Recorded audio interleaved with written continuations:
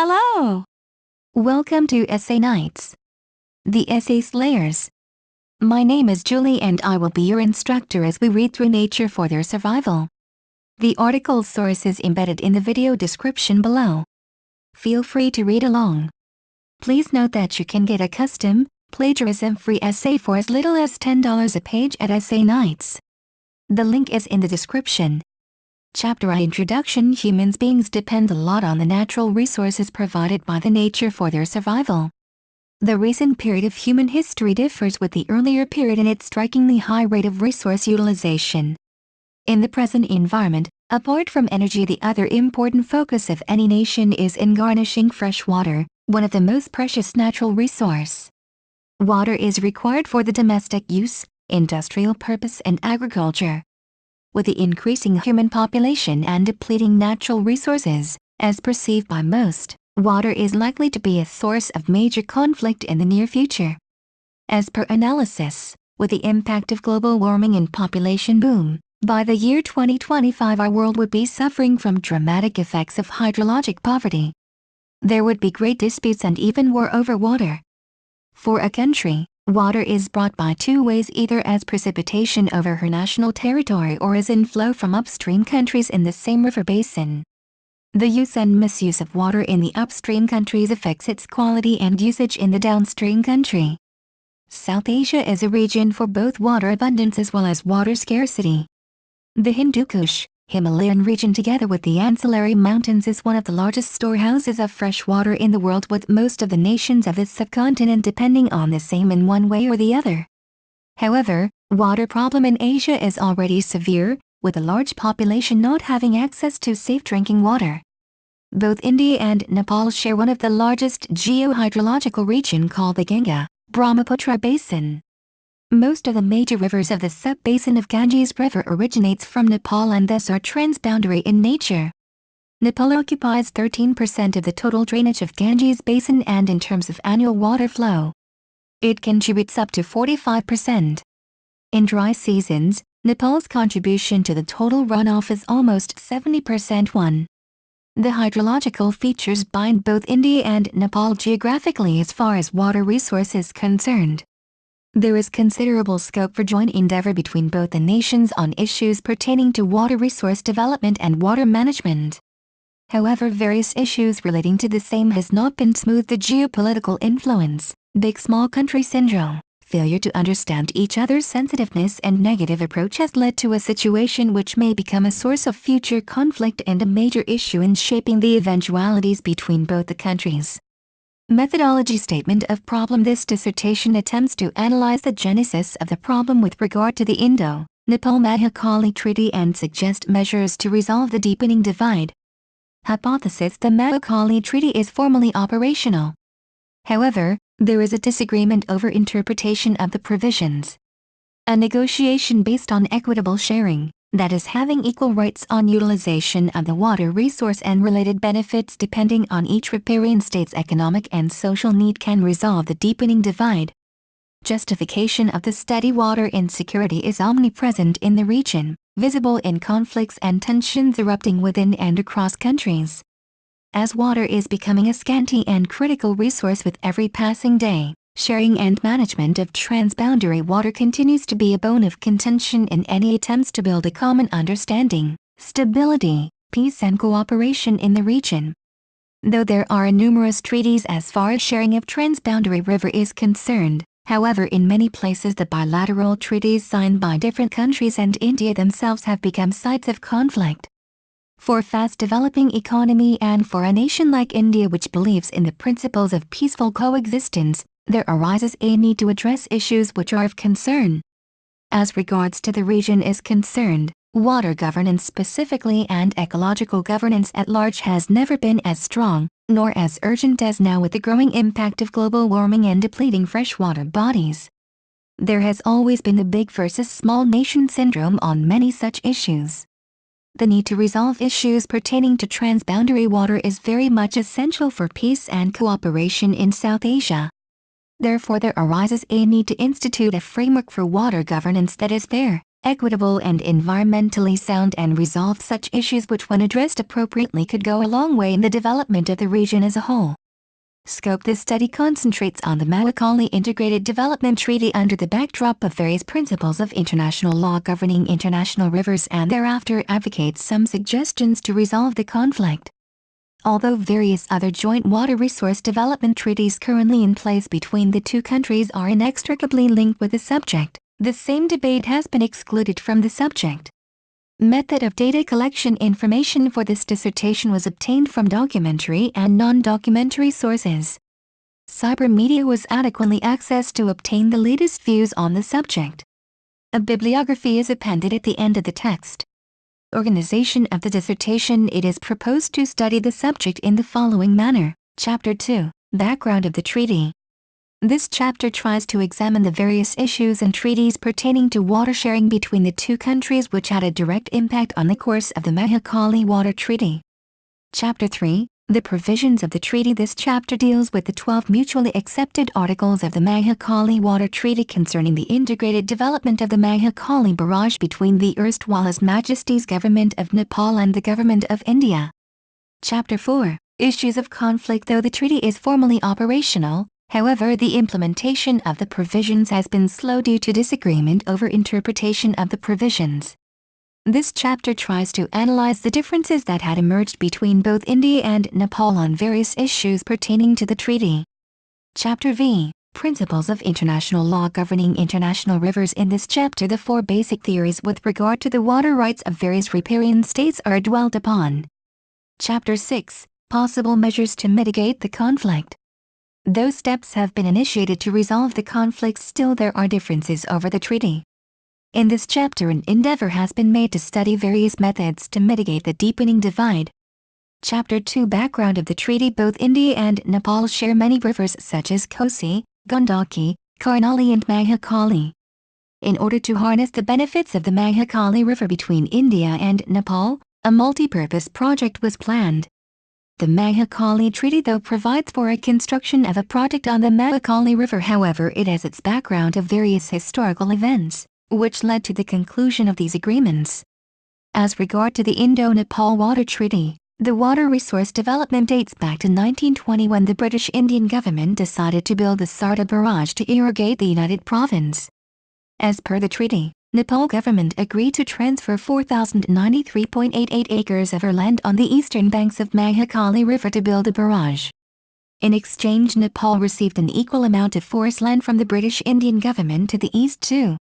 In addition, the British Indian government also agreed to give 50,000 rupees, a supply of 4.25 cubic meters per sec, cum-6, out of an annual flow of 650 cum-6 during dry season and 13 cum-6 of water in the wet season, which could be further increased to 28.34 cum-6 if water was available. 3.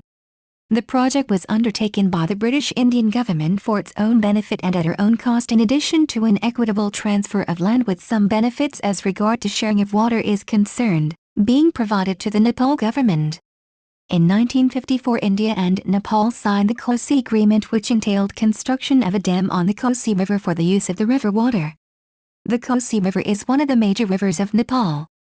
One of the peculiarities of the river being that it shifts its course frequently and used to flood the plains of Bihar. The Kosi Project Agreement was signed with the aim of preventing floods in Bihar, diverting the confined water for irrigation and hydropower generation, 20,000 kW. 4. The 1.15 kilometers barrage was completed in 1962. The barrage was entirely in Nepal, with the eastern main canal in India. 5. The project was seriously criticized at all levels in Nepal, the complaint being that it was a sellout of national property for India's benefits and that nothing had been obtained for Nepal in return for a huge expenditure of resources. Subsequently, on Nepal's insistence, talks were held to revise the agreement in 1966. Later in 1982, the Western Main Canal was completed, of which 35-kilometer stretch of the canal passed through Nepal, which was designed to irrigate 356,000 hectares of land as far as Darbhanga in India towards the west and 11,000 hectares of land in Nepal. 6. Though the project was completed, however, there arose a discontented feeling in Nepal. Nepal's concerns were that the project gave limited benefit to her compared to India. Though India adjusted to the concerns of Nepal, the agreement created a rift in the relations between the two countries and Nepal became cautious for initiation of any new agreement. In 1959, India and Nepal signed the Gandak Irrigation and Power Project Agreement. As per the agreement, Nepal government allowed India to construct a barrage at her own cost. The barrage was designed to irrigate 920,000 hectares of land in the state of Bihar and 37,000 hectares in western Nepal from the eastern main canal, and similarly 930,000 hectares in Uttar Pradesh and 20,000 hectares in Nepal from the western main canal 7. The barrage was constructed on the Indo-Nepal border. The agreement met similar criticism as had the Kosi project. The discontented feelings arising from the Kosi and the Gandak irrigation project were the reasons which inhibited any progress on the projects, to include the Pancheshwar and Sapti Kosi, to name a few later on. Furthermore, a constitutional amendment made parliamentary ratification necessary by two-thirds majorities for any treaty or agreement relating to natural resources which affect the country in a pervasively grave manner or on a long-term basis. In the meantime, in 1983, India began constructing the Tanipur project. The project was started unilaterally on the land which was transferred to India under the Sarda Agreement 8. Problems started on the eastern Afflex Bund that required tying the barrage to the high ground on the left bank in Nepal. India needed about 2.9 hectares of Nepalese land to construct an embankment to prevent backwater effects due to the barrage. In lieu, India agreed to provide 25,000 cusics of water as well as supply 25 MW of electricity. Nepal, however, demanded 50 and 59% share in water and electricity respectively. Nepal's public stand was that India never consulted or brought to notice any prior information on the issue. The project arrived at a political stalemate. In December 1991, during the visit of Nepalese Prime Minister to India, it was concluded that Nepal government would allow construction at the 577 meters left Afflex Bund in its territory so as to prevent a recurrence and to ensure poundage of water at the dam site. In return, India agreed to provide 1,000 cusics of water annually with 10 million units of electricity. However, the issue led to a political turmoil in Nepal. The opposition in Nepal wanted the Tanipur project understanding to be treated as a treaty and thus requiring ratification. In October 1992, under a new Memorandum of Understanding, MOU, India agreed to provide 20 million units of electricity against the previous figure of 10 million units to Nepal 9. The Supreme Court of Nepal affirmed its verdict on a petition filed on the issue that the MOU between the governments was indeed a treaty, but left it to the government of Nepal to decide whether a simple majority or a two-third majority would be required for its ratification. 10. The political turbulence on the issue led to the Prime Minister of Nepal dissolving the parliament, and in the fresh polls in 1994 none of the party received clear majority to form a government. Subsequently, a new government under Communist Party of Nepal United Marxist, Leninist, CPN, UML, was formed, being in majority. Under the new government, renegotiations were sought on the Tanipur project. The Nepalese government demanded increase in quantum of electricity as well as water and construction of a storage high dam at Pancheshwar upstream of Tanipur site on the Mahakali River. 11. The Mahakali Treaty. The flow of the Mahakali River is through the districts Dankula, Baitadi and Tadelt in the hills, and subsequently the river flows through the Kanchanpur district in the plains. After the river arrives into the plains, it turns into a border between both the countries. The river joins the Kagra River in the Indian territory. In 1971, Nepal began her Mahakali irrigation project. Under the 1920 Sarda Agreement, Nepal was permitted to utilize its share of river water. For the project, World Bank provided the assistance. 12. In 1977, both India and Nepal agreed to jointly investigate the possibilities of harnessing the Mahakali River further between the two countries.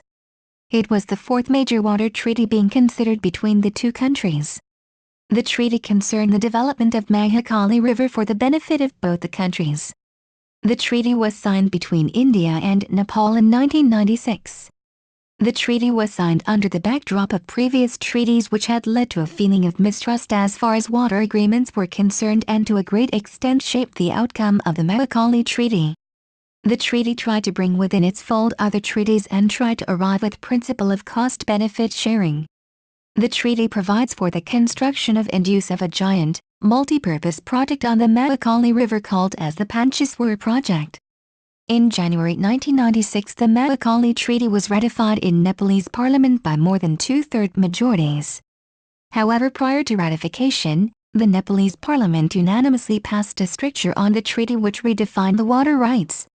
The features of strictures were as under 13. The electricity generated by Nepal would be sold to India as per the avoided cost principle. Constitution of Mahakali Commission on agreement with the main opposition party in the parliament as well as with the recognized national parties. Equal entitlement in the usage of the waters of the Mahakali River. The saying that Mahakali is a boundary river on major stretches between the two countries implies that it is basically a border river.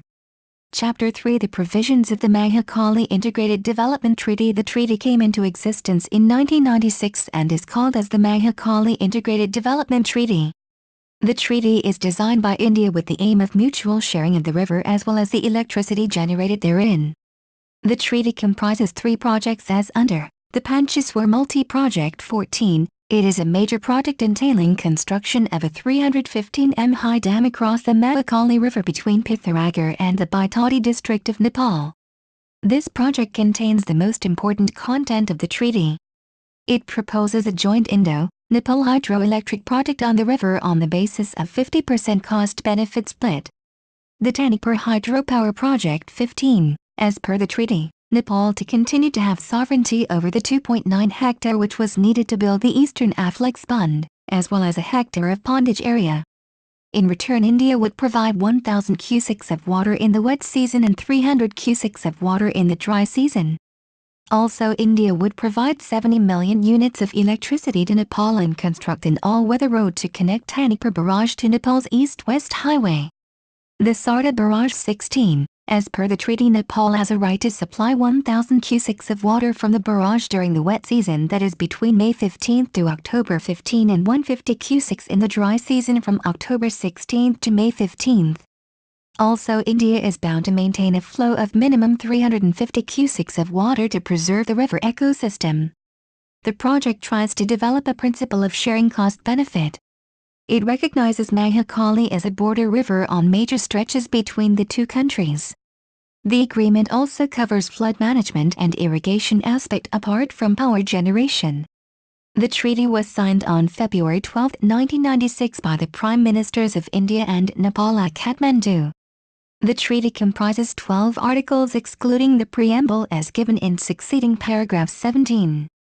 Article 1. As per the Article 1, Nepal would have the right to a supply of 28.35 cubic meters per second, 1,000 cusics, of water from the Sarda Barrage in the wet season, that is from May 15 to October 15, and 4.25 cubic meters per second, 150 cusics, in the dry season, that is from October 16 to May 14. Also, India has to maintain a flow of not less than 10 cubic meters per second, 350 cusics, downstream of the Sarda Barrage in the Mahakali River to maintain and preserve the river ecosystem. Moreover, in case the Sarda Barrage became non-functional due to any cause, the following would be adhered. Nepal shall have the right to a supply of water as mentioned above by using head regulators as mentioned in Article 2. The water that is supplied would be in addition to the water to be supplied as mentioned in that paragraph. India shall maintain 350 cusics of water flow from Tanipur Power Station downstream of Sarda Barrage.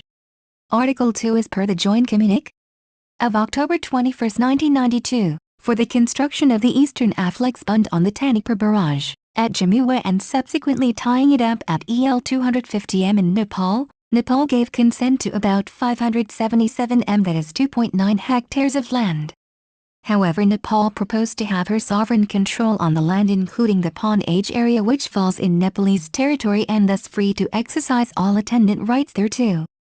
Also, in return to the land for construction of the Eastern Afflex Bund, Nepal would have the right to the following: a supply of 1,000 cusics of water in the wet season and 300 cusics during the dry season from the date of agreement, and for which India would construct the head regulator, near the Tanipur Barrage along with the waterways of the required capacity up to the border which would be operated jointly.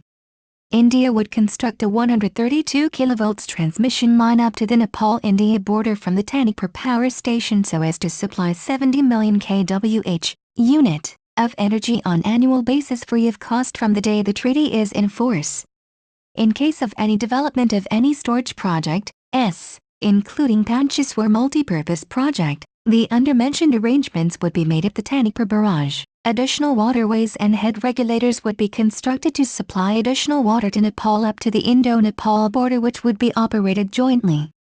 Nepal shall have additional energy which would be equal to half of the incremental energy generated from the Tanipur power station, on a continuous basis from the date of augmentation of the flow of the Mahakali River, and shall bear half of the additional capital cost at the Tanipur power station for the generation of such incremental energy.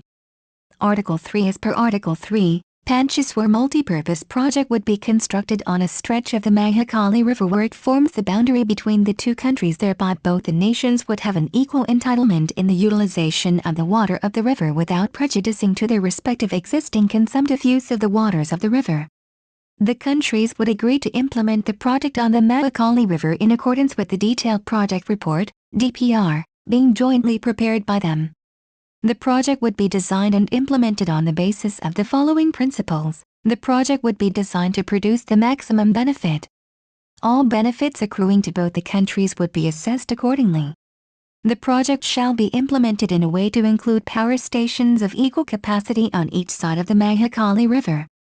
Both the power stations shall be operated in an integrated manner and the net energy generated shall be equally shared.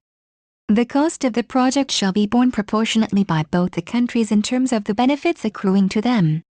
Both the countries shall endeavor to mobilize the finance required for the implementation of the project. A portion of Nepal's share of energy shall be sold to India, and the quantum and cost of the energy would be as mutually agreed. Article 4. India shall supply 350 cusics of water for irrigation of Dadara Shandani area of the Nepalese territory. The technical and other details would be mutually worked out. Article 5. The water requirement of Nepal would be given prime consideration in the utilization of the waters of the Mahakali River. Both the countries would be entitled to draw their share of water of the river from the Tanipur barrage and or other mutually agreed points as provided for in the treaty and any subsequent agreement between the countries. Article 6. Any project, other than those mentioned in these articles, to be developed on the Mahakali River, where it is a boundary river, shall be designed and implemented by an agreement between the countries on the principles established by this treaty. Article 7. As per Article 7, to maintain the flow and desired level of the water of the Mahakali River, each country undertook not to use, obstruct or divert the water of the river which might adversely affect the natural flow and level except by an agreement between the countries. However, this would not preclude the use of the waters of the Mahakali River by the local communities living along both the sides of the river, not exceeding 5% of the average annual flow of the river at Pancheshwar. Article 8. Article 8 stipulates that this treaty should not preclude planning, survey, development and operation of any work on the tributaries of the Mahakali River, to be carried out independently by either of the country in their own country without adversely affecting the provision of Article 7. Article 9. As per Article 9, there shall be a Mahakali River Commission guided by the principles of equality, mutual benefit and no harm to either of the country. The commission would be composed of equal number of representatives from both the countries. The functions of the commission would be as under: to seek information, inspect all structures included in the treaty and make recommendations to take steps for implementation of the provision of the treaty.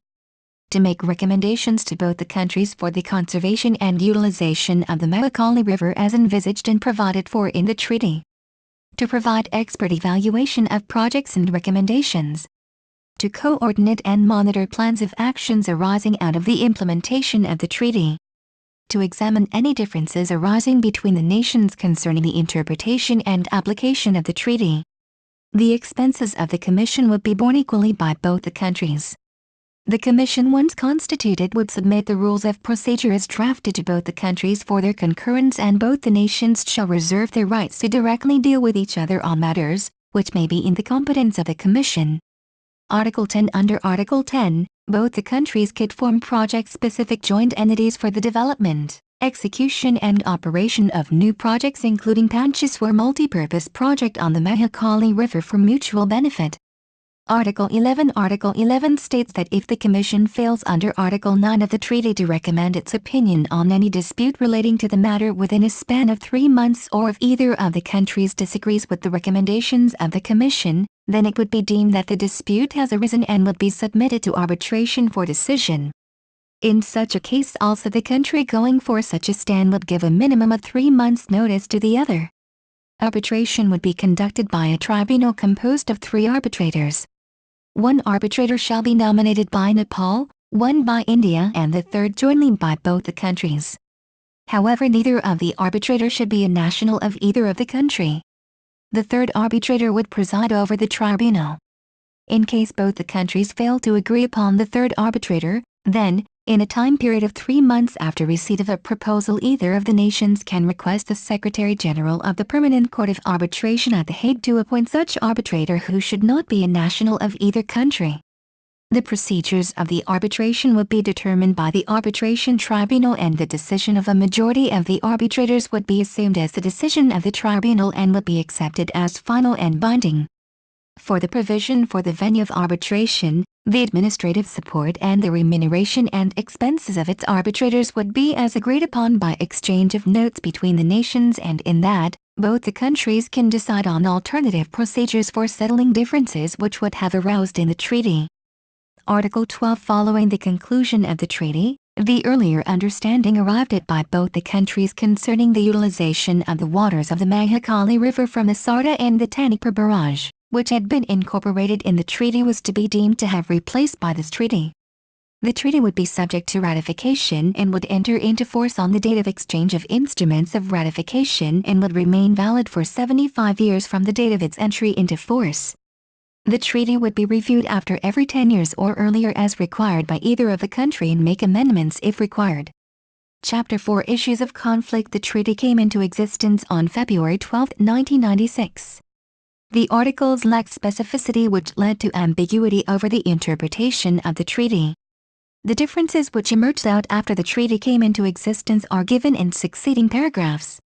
The issue of border river and prospect of equal sharing. 18. As far as border river is concerned, the river acts as boundary river on major stretches. Refer Appendix P. Put sketch as per PG Laid Water of Hope.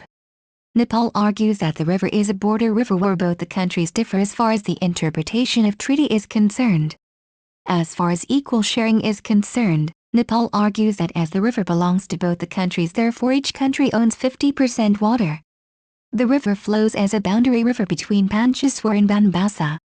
As Nepal has interpreted the issue of equal entitlement, it claims half of the share of the river water between the locations.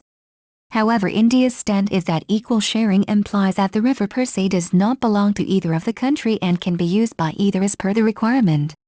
Upper riparian country cannot own any water and subsequently sell it to lower riparian country, where the lower riparian country as such would receive the water due to natural flow. For India, equal sharing implies that both the countries equally share the incremental benefit and cost that is attached to the Pancheswar project. Existing consumptive use. 19. Another major difference that exists is regarding the protection of consumptive use. Nepal's concern is that in the treaty, only Nepal's existing consumptive usage has been quantified and not of India. Furthermore, as per the treaty, Article 3, the sharing of the capital cost of the Pancheswar project would be proportionate to the relative incremental benefit which have to be considered after protecting existing consumptive use of water of the river. Nepal's concern is that the Tumhi land irrigated from Lower Sarda barrage is outside the scope of the agreement, as it is mostly dependent on the water from Ghagra or Karnali River for most part of the year and is dependent on the Mahakali River only from July to October. However, India's stand on this issue is that the system is very much under the treaty. The Kalabani issue. Kalabani, as experts feel, is a disputed area. It is roughly a 35 square kilometers area at the junction of India, Nepal and China. 20. Indian troops have been stationed there since 1962. There is though no relation between the boundary issue at Kalabani and the Pancheswar project, but one of the strictures passed along on Mahakali in Nepalese parliament states Mahakali as well as the location of its sources basically as a border river. 21. A parliamentary committee took up studies to clarify the status of the Mahakali River and the issue of Kalabani emerged. As per the 1816 Seghalli Treaty between Nepal and British India, Mahakali River would mark as the border between India and Nepal. The issue of contention is as to which of the stream actually constitutes as the source of the river. Nepal's stand is that the Lipagad rivulet should mark as the border, which implies that the area of Kalabani, which is to further east, should be part of Nepalese territory. However, Indian experts feel that the Mahakali River being much downstream where the stream from Kalabani spring in Lipagad meet. India, however, reiterates that the issue should be settled based on old records, documents and survey reports. Site for re-regulating structure. 22. A site was needed below the main dam to store and subsequently make controlled release of water passing through the Pancheswar Dam and then meet the irrigation requirements further downstream. There were two locations which rose for discussion for construction of re-regulating structure. First was at Rupalagad, which Nepal preferred during the negotiation of the treaty. A re-regulating structure at Rupalagad would generate about 240 MW of electricity owing to low height, of about 60 m. Also due to the low height, it would have limited storage capacity. For India, the site did not offer much benefit owing to lower production of energy and offers little of her irrigation demand. Indian experts feel that the site further downstream at Purnagiri would enable construction of a re-regulating structure of 180 m height, which would produce up to 1000 MW of energy as well as provide adequate storage. Nepal's concern on this issue is that a dam at this site would inundate 50,000 hectares of agricultural land and also displace 56,000 people from Nepal Hills. Nepal looks at the proposal as a project designed by India to irrigate vast tracts of agricultural land in Uttar Pradesh. The question of power tariff: with the project in place, a maximum of 6480 MW of electricity can be derived. As per Article 3 of the treaty, the power stations of equal capacity should be constructed on either side of Mahakali River and the total energy generated would be equally shared between both the countries. The article further points out that a portion of the Nepal's share of energy shall be sold to India on a mutually agreeable cost. Nepalese experts feel that if Nepal decides to sell 3000 MW of energy from Pancheswar project, whatever energy is being sold would be a saving for India. Nepalese infer the article on avoided cost principle, which means that India has to pay an amount according to the cost of generation of electricity through other alternative means. Nepal experts argue that India would have produced the equivalent energy which is being sold from coal, costing anything up to 4 to 5 rupees per kilowatt of power. Indian experts, however, argue that alternative mean need not be thermal power but can be gas-based project or HEPs. 23. Chapter V. Principles of International Law governing international rivers. A river knows no boundary. It follows the law of physics and in its natural course may pass through several countries. Apparently each country through which the river flows should get certain sovereign rights to make use of the river. In earlier times, the population was limited and so was the need of the people. Consequent to the increasing population, the pressure on natural resources including water increased, and then the problem of determining the extent of sovereign rights of each riparian state over a transboundary river rose. In olden days the river was mainly utilized for navigation and transportation. In such a case, the lower riparian state enjoyed more benefits compared to upper riparian state as it had access to seas, also economic advantage by instilling tax over movement of men and material through its state. Use of river in terms of fishing and small-scale irrigation etc. was very limited and did not pose as a challenge as far as relations between two countries were concerned. With the improvement in technology and construction of large dams and reservoirs for hydroelectricity as well as irrigation, the position changed. An upper riparian country automatically rose to a position of advantage. Upper riparian countries can even change the flow of a river to its own advantage, which can affect the needs of lower riparian countries drastically. Consequently, in present situation, use of river water demands an adjustment in the conflicting interest of various riparian states. Character of international dispute. 24. There are basically two major categories of disputes relating to the use of international river. The use and apportionment of waters of a transboundary river and its distributors by different countries. The question regarding payment of compensation with regard to the use of territory of the former state for the purpose of storage by another state. As regard to the question regarding payment of compensation with regard to the use of territory of the former state for the purpose of storage by another state, further gives rise to two more problems, namely, the question of payment of compensation in terms of actual loss accrued by the state whose land gets flooded or utilized. The question of sharing of benefit between the countries. International theories regarding sharing of international water. 25. There are basically four theories with regard to the water rights of various riparian states.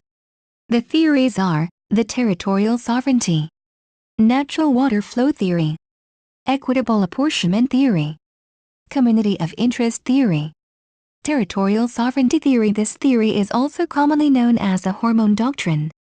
The doctrine came into existence in 1896 during the settlement of dispute between United States of America and Mexico over the use of the Rio Grande River. The doctrine was put forth by the Attorney General Harmon of the United States.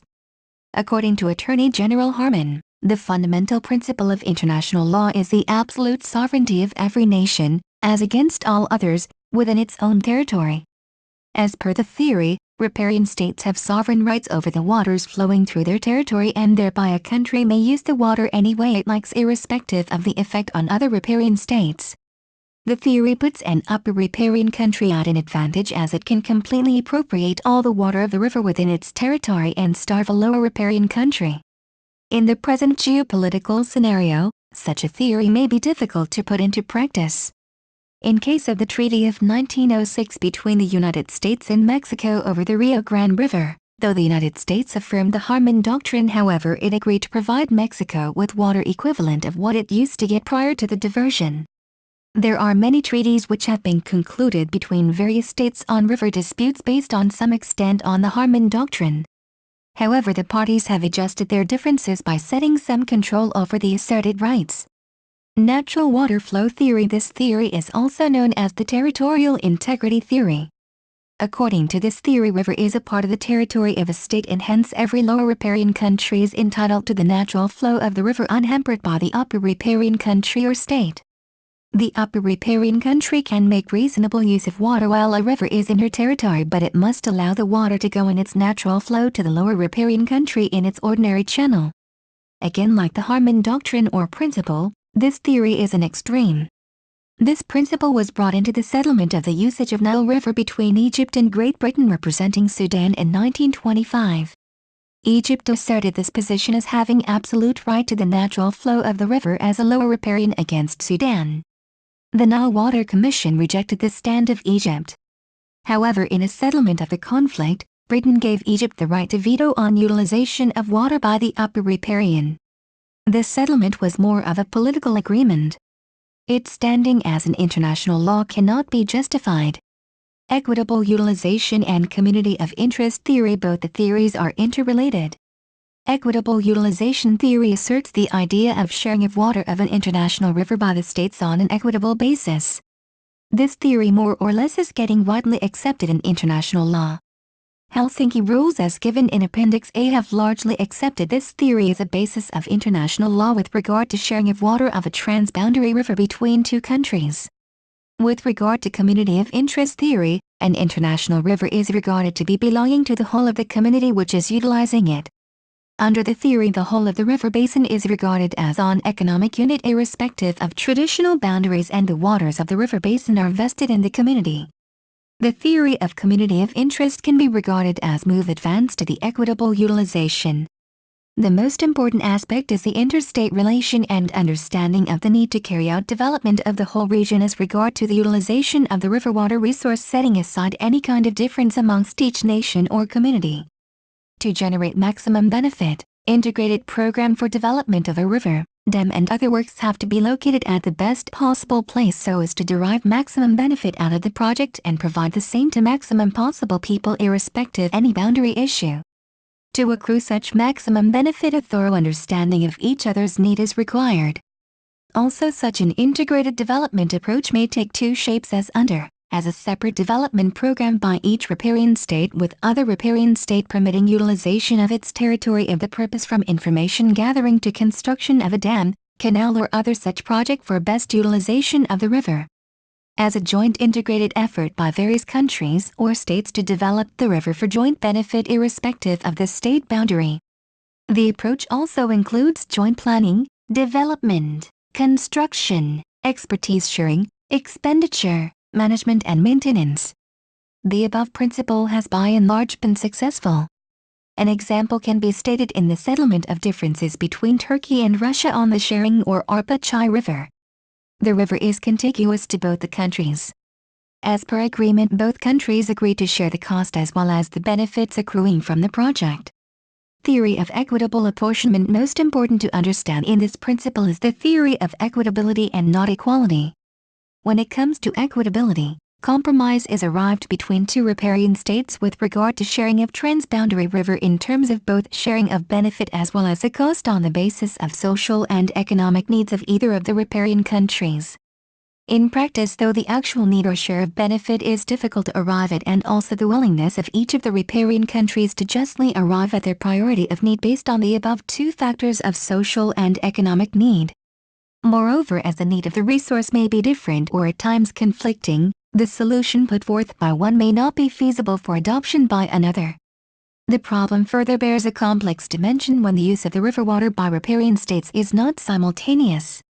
Another problem that may arise is the need of development at different location and at different point of time. Though there are inherent difficulties, certain suggested fundamental principles as mentioned in the succeeding paragraphs can also be taken into consideration. The use of the resource which is to be protected must be beneficial to the state as governed by the Helsinki Rule, which states that each basin state is entitled, within its territory, to a reasonable and equitable share in the beneficial use of the waters of an international drainage basin. To clarify beneficial use, it must be economically or socially valuable and not to harass one another. Second aspect that needs to be considered is the prior use or the existing use of the resource by any of the riparian state, which needs to be given substantial weightage.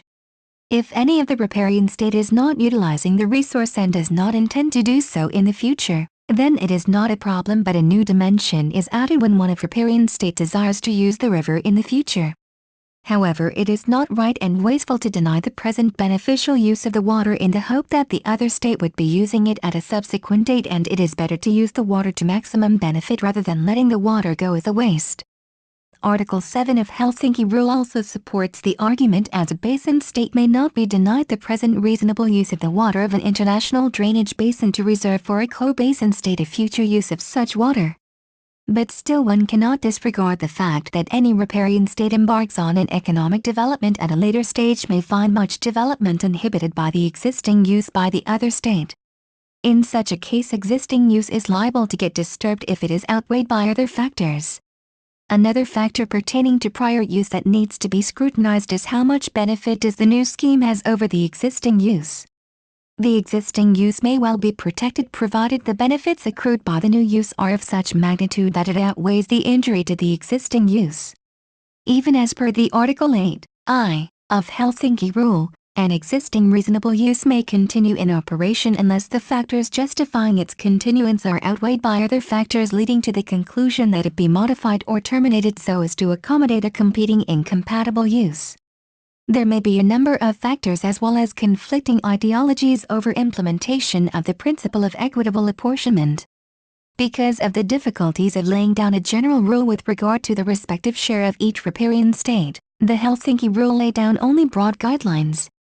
Article V of the Helsinki Rules mentions the undermentioned factors which need to be considered in working out a reasonable and equitable share of riparian state: the geography of the basin including the extent of the drainage area in the territory of each basin state, the hydrology of the basin including in particular the contribution of water by each basin state, the climate affecting the basin, the existing as well as the prior utilization of the waters of the basin, the social and economic needs of each of the basin as well as riparian state, the population dependency on the waters of the basin in each basin or riparian state, the comparative cost and alternative means of satisfying the economic and social needs of each basin state, the availability of alternate resources, the avoidance of waste and the utilization of water of the basin, the practicability of compensation to one or more of the co-basin state as a mean of adjusting conflicts among uses, The degree to which the needs of a basin state may be satisfied without causing substantial injury to a co-basin state. Each of the above factors should be given appropriate weightage depending on the comparative importance in a particular situation and environment, and then all the above factors should be considered as a whole in order to arrive at an equitable and justifiable share of each riparian state. The United Nations recommendation as per the Recommendation 51 of UN Convention of Human Environment, 1972, various measures have been enunciated to settle problems connected with water resources. The recommendations of the UN Convention of Human Environment, 1972, are listed in Appendix B26. Chapter 6 Solution to the problem. After analyzing various international principles and to arrive at a reasonable solution, a brief study of the Lesotho Highland Water Project, LHWP, could also be considered. There are a lot of similarities which exists between India and Nepal and the Kingdom of Lesotho and South Africa as far as the geopolitical, socio-economical and bilateral relationship is concerned. A study of LHWP brings us to a platform to analyze how a water resource can be shared between two power asymmetries based on equitable sharing. Lesotho Highland Water Project. South Africa is classified as a semi-arid country but with important variations in climate and topography. It is home to 1/3 of the region's population and accounts for 80% of southern Africa's water use. However, only 10% of the region's total water resource is available in South Africa. The Lesotho Highland Water Project, LHWP, is the biggest and the most complex water scheme in Africa. The project has two main goals: to transfer water from the mountains of the Kingdom of Lesotho to the industrial heart of South Africa, the Gauteng province, and to produce hydroelectricity in Lesotho. The idea laid on diverting most of the major tributaries of the Sang River, which naturally flows south out of Lesotho into South Africa, into Gauteng province located in the northern part of South Africa. The project consists of 4 phases, is transferring a total of 70 cubic meters per second of water to South Africa by 2020, amounting to about 40% of the water in the Sankhanyan River basin to South Africa's Ash River. The first phase got completed by 2003. It comprises a giant storage dam at Kats, diverting an average 17 cubic meters per second of water to South Africa, a 145 m high dam, Moel Dam, on the Sankhanyan River some 40 kilometers southwest of Kats, a 32 kilometers long transfer tunnel between Moel and Kats reservoirs, a 19 m high diversion weir on the Matsoka River, and a 5.6 kilometers long tunnel. The Moel Reservoir and Matsoka diversion at 9.5 and 2.2 cubic meters per second to the yield of Kats. 27 Implementation of the LHWP. The project is a story of successful implementation of water resource management between two power asymmetries. To resolve the issues amicably, certain measures as mentioned in succeeding paragraph were initiated. A joint technical committee comprising experts from both the countries was formed to prepare feasibility study.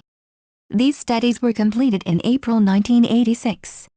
As per the provisions of the treaty, 3 institutions were established as under 28, the Lesotho Highlands Development Authority, LHDA, which was in charge of the implementation, operation and maintenance of the part of the project situated in Lesotho. The Trans-Caledon Tunnel Authority, TCTA, a symmetric body of the LHDA for South Africa, having the responsibility for the part of the project situated in South Africa. The Joint Permanent Technical Commission, JPTC, composed of 3 representatives of each delegation and possessing full legal personality in the territory of each party. The treaty also made provisions for the creation of an arbitral tribunal if the dispute could not be resolved by negotiation. The establishment of these institutions and the presence of a dispute settlement mechanism was a good way to guarantee the principles of equality among states and that of territorial sovereignty. Cost-benefit apportionment. Another important part of the treaty was the dealings in financial arrangements, cost apportionment and royalty payments, Art 10, 11, 12 and 13. Article 10 provides that South Africa would be responsible for the costs of the water transfer aspects of the project, irrespective of whether the work is undertaken by the LHDA or the TCTA, 95% of the entire cost of the project, and Lesotho would be responsible for the costs related to the generation of hydroelectricity on its territory, estimated at 5% of the cost of the entire project. Benefit sharing. 29. Under Article 12, South Africa undertook to share with Lesotho, by way of royalty payments, on the basis of 56% on the part of Lesotho and 44% on the part of South Africa, the net benefit. The means to approximate benefits of each party rested basically on a comparison between two projects, one entirely within South Africa and the other necessitating cooperation with Lesotho, LHWP. The LHWP project was compared to the Orange Vault Transfer Scheme, OVTS. This scheme proposed that water would be pumped from the Orange River southwest of Lesotho and transferred via a canal to the Ash River outfall, from where it would flow to the Vault Dam. However, the feasibility studies and cost analyses found that the LHWP was more cost-effective than the OVTS. As a result, the royalty payments comprise two elements, a fixed and a variable component. The fixed component is calculated on the benefits gained from the investment difference between the two projects. The calculation of the variable part is based on the difference in electricity costs attributable to pumping operations and to the difference in the costs attributable to the operation and maintenance of the alternative projects. 30. Excess water. 31. The treaty also made provisions for water in excess of the scheduled monthly demand. If South Africa agrees to accept the excess water, Lesotho would receive payment in respect of that water but at a rate reduced to 50% of the variable unit rates. An important characteristic of the LHWP treaty was to settle on an equitable share of water resources based on an economic approach, in such a way that it is not the water itself that is shared but the benefits gained from the common exploitation of the project. Similarities between the Maokali Integrated Development Treaty and the LHWP. Both the cases, that is the situation between India and Nepal and that of the Kingdom of Lesotho and South Africa, share some commonalities as mentioned below. Both Nepal as well as Lesotho are mountainous countries and are water-rich. Nepal has tremendous hydroelectric generation potential but has developed only 0.2% of its 83,000 megawatt hydroelectric capacity. Both Nepal and Lesotho in a joint venture can provide perennial irrigation and flood control benefits to the lower riparian countries. The lower riparian countries, that is India and South Africa, are both economically as well as militarily powerful. Furthermore, there exists a wide power gap between the riparian. Lesotho is 40 times smaller and 21 times less populated compared to South Africa, and Nepal is 23 times smaller than India in size as well as 40 times less populated. The geographical positions are also very significant. Nepal as well as Lesotho is landlocked. Lesotho is completely surrounded by South Africa. Nepal on the other hand has access to the sea and the international markets almost only through India, as it is isolated from China by the huge natural barrier of the Himalayan range. Lesotho is largely dependent on South Africa for its economy as Nepal is dependent on India. Both the countries, that is Lesotho and Nepal, cannot exclusively finance such big projects and need financial assistance of their lower riparian counterparts. At PG 200 SAFTA, both India and South Africa are fast developing economies and are in critical need for energy. Situation peculiar to the case of Nepal. Apart from certain similarities with the situation of the Kingdom of Lesotho, there are certain aspects peculiar to India and Nepal as given under. India is the only potential buyer for electricity produced in Nepal, and in that Nepal faces tough competition from Bhutan, which is providing cheap hydroelectricity to India. Both India and Nepal need perennial irrigation. For India, the criticality is for the state of Uttar Pradesh, and Bihar, and for Nepal, its economy itself is largely dependent on agriculture, which is currently dependent of rain-fed water system. In Nepal's internal politics, the water relationship between both the countries occupies a center stage. The survival of many Nepalese governments was linked with policy they made with India. In terms of energy, for Nepal, major source of energy is in the form of hydropower or firewood. No other energy resources have been discovered in any significant quantity. Also, only 20% of the population has access to electricity. Moreover, though fresh water is in abundance, only about 1/3 of the population has got access to clean drinking water, and of the net available land only 42% has been irrigated so far.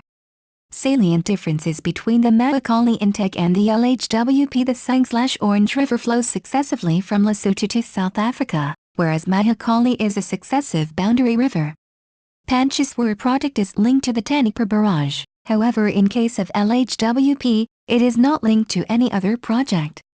LHWP project adopts a need-based economic approach. A9AYTZ359Z treaty on the other hand is supporting right-based approach. The present development in order to resolve and expedite the Pancheshwar multipurpose project. A decision was taken by the Prime Ministers of Nepal and India during July-August 2000 to form the Indo-Nepal Joint Committee on Water Resources, JCWR. The broad terms of references of the JCWR are given in Appendix C. Since the formulation of the Joint Committee, 5 meetings have been held, with the most recent one held at Pokhara, Nepal in November 2009. The major developments since the formulation of the committee towards completion of the project is as under. A new location has been chosen to minimize the submergence and displacement of people. The original venue was Purnagiri, which was located downstreams of Rupalakar, the chosen site. The relocation implies less generation of power but faster cut clearance of the project. It has been decided that 5,600 MW of power generated would be shared on 50-50 basis on an issue of the alignment of a 13 km road in Tanipur-Mahendranagar link, along with the canal as decided by Nepal based on tripartite meet. Some minor changes in the alignment and positions of the crossing structure were reported while maintaining the original alignment of the main canal. Indian side reiterated that the detailed project report required revision after considering the realignment and also wanted upgradation of the road to Asian Highway Network standard. The new alignment also requires 7,000 square meters of land to be acquired in Nepal, which Nepal agreed to after the link road delineated at the site. An agreement was arrived at to evolve a 3-tier mechanism at the level of ministers, secretaries and technical experts to oversee the project. It has been decided to set up a Pancheshwar Development Authority, DPA, in accordance with the Article 10 for the development, execution and operation of the Pancheshwar multipurpose project. On the outcome of joint instructions of the Tanipur barrage in March 2005, the sill level of the head regulator has been proposed at EL 245.0 m by Indian side as against the request of EL 241.5 m, as this was required to operate the power plant to allow the flow of committed discharge of water from Tanipur barrage through the existing regulator. In response to Nepal's request to expedite the construction of canal for a capacity of 2,000 cusics to take care when Sarda barrage became defunct, India said that flow of 1,000 cusics had been planned with the already constructed crest level of the head regulator at EL 245.0 m. A new canal of additional 1,000 cusics would be made operational once the Sarda barrage became defunct. Finally, the JCWR finalized the terms of reference for establishment of the PDA to be approved by January 2010. The salient aspects of the terms of reference are given in Appendix D. The establishment of the JCWR to expedite the construction process and resolve various issues bilaterally are definitely a positive step. However, there are major issues which require a holistic approach so as to mitigate the differences. Detailed studies of the provisions of the article indicate that the A9AYTZ359Z treaty is quite vague and ambiguous. Nepal has been advocating a right-based approach and insisting on the principle of equality to share the river water and the benefits of the project, which may not lead to an acceptable zone. Today there is still no agreement on the price of the Nepalese electricity to be sold to India. As far as water sharing is concerned, the treaty mentions that both the countries have an equal entitlement to the utilization of the water of the A9AYTZ359Z River. Nepal interprets it as the right to an equal amount of the river water. For that reason, Nepal had been asking for compensation for the unutilized share of the river water. The Kalabani issue still persists.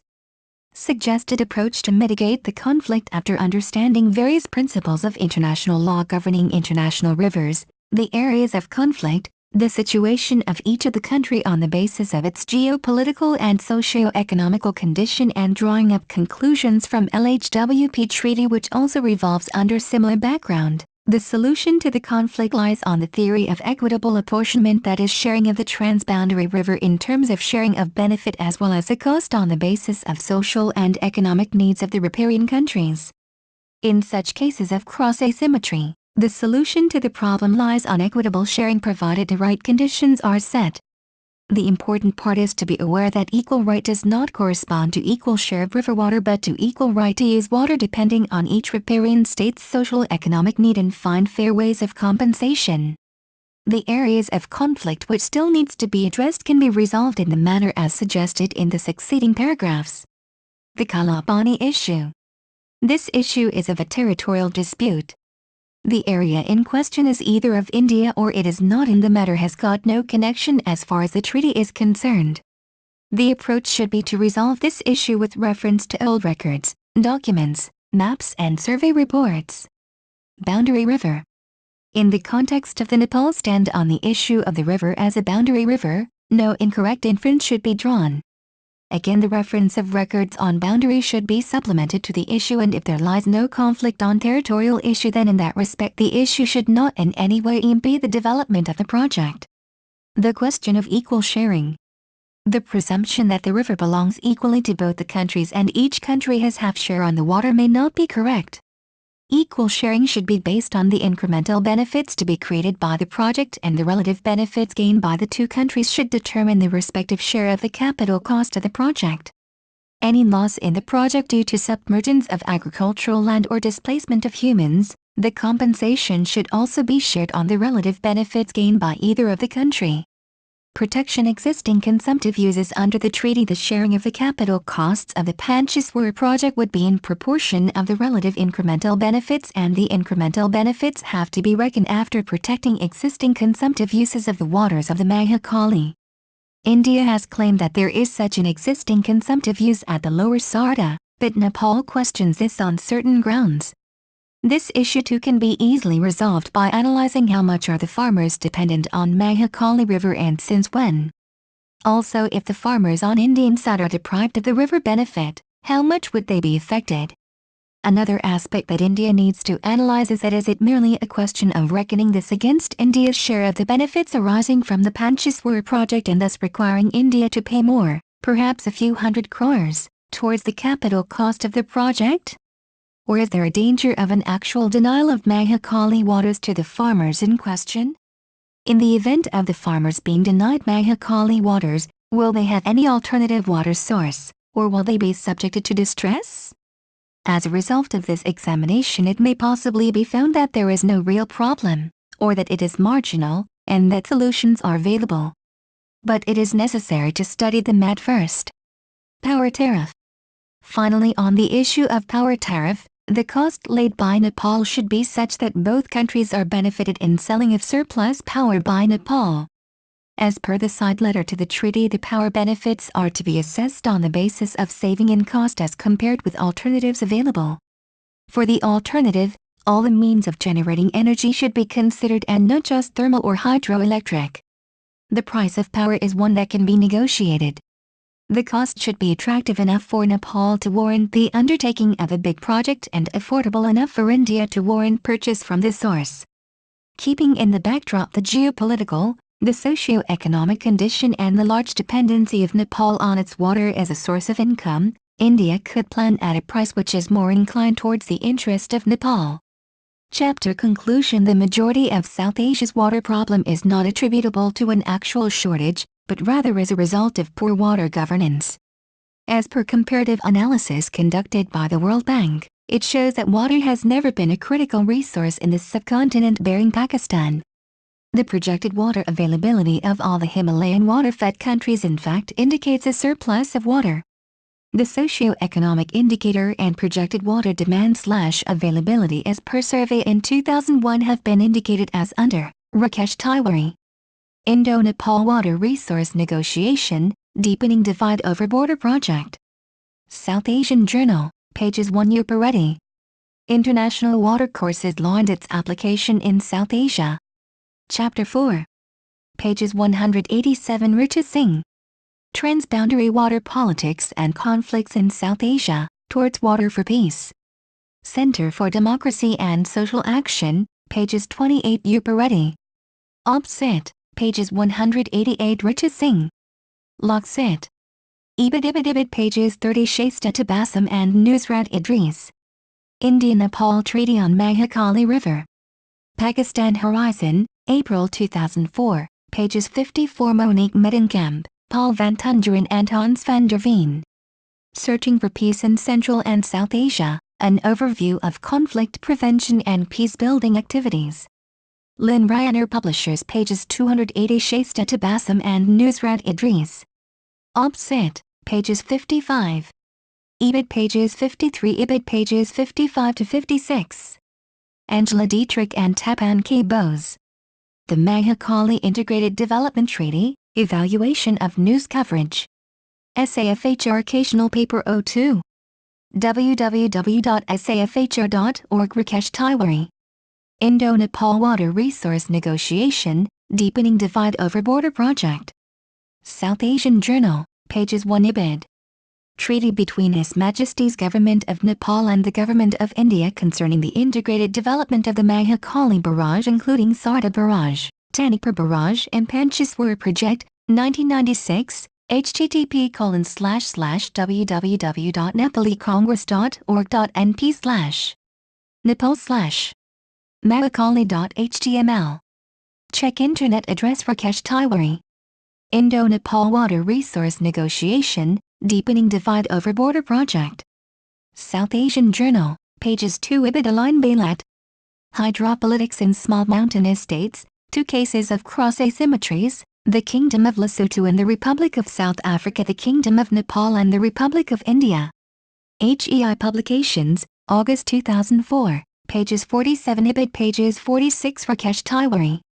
Opsit pages 3 Ibid pages 4 Asan Jain, Alice Jacob and S.C. Jain. Interstate Water Disputes in India. The Indian Law Institute, 1971, pages 92. Ibid, pages 93 to 102. K.L. Rao. India's Water Wealth, Its Assessment, Uses and Projections. Orient Longman, pages 215 Align Bailat. Hydropolitics in Small Mountainous States, 2 cases of cross-asymmetries, the Kingdom of Lesotho and the Republic of South Africa, the Kingdom of Nepal and the Republic of India. HEI Publications, August 2004, pages 14 Ibid, pages 35. Ibid, pages 36 http://www.metsi.com/ projects/ lhwp_royalties.html Align Bailat. Opsit, pages 37 Ritu Singh. Transboundary Water Politics and Conflicts in South Asia, Towards Water for Peace. Center for Democracy and Social Action, pages 9. Thank you for taking your time to listen to me. I hope you enjoyed learning about nature for their survival as much as I did. Kindly remember that you can get a custom, plagiarism-free essay at A9AYTZ for as little as $10. The link is in the description. See you next time.